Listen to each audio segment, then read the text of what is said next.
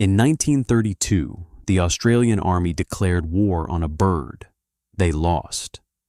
This is the true story of the Great Emu War, the only conflict in modern history where the military surrendered to wildlife. After World War I, the Australian government gave land in Western Australia to returning soldiers, promising them a fresh start as wheat farmers. Nobody mentioned the emus. Every year, tens of thousands of emus migrate inland after breeding season. And in 1932, they found something new waiting for them: thousands of acres of unprotected wheat. The birds tore through fences, trampled crops, and ate everything in sight. Farmers were losing their livelihoods to a bird that can run 50 kilometers per hour.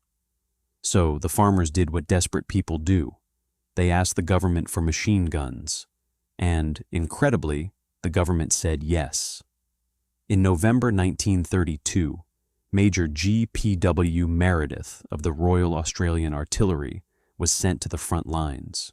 His weapons, 2 Lewis machine guns. His ammunition, 10,000 rounds.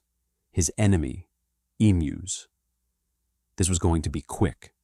On the first day, the soldiers spotted around 50 emus and tried to ambush them.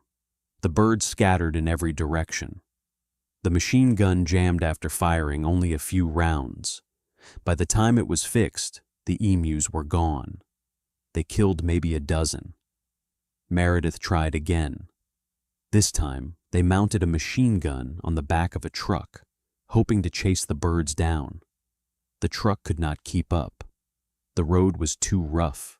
The gun could not aim properly while bouncing across the field, and at one point, the driver swerved to avoid a bird and nearly crashed. An eyewitness later said the emus moved like tanks, almost impossible to bring down with regular bullets. After nearly a week of fighting, the Army had fired over 2,500 rounds of ammunition. The official estimate, less than 200 emus killed. That is roughly 1 emu for every 12 bullets fired by the Australian military. The press had a field day. One newspaper joked that the emus had won. An ornithologist at the time described it, quite simply, as a failed war of extermination against a bird. Eventually, the government pulled the soldiers out.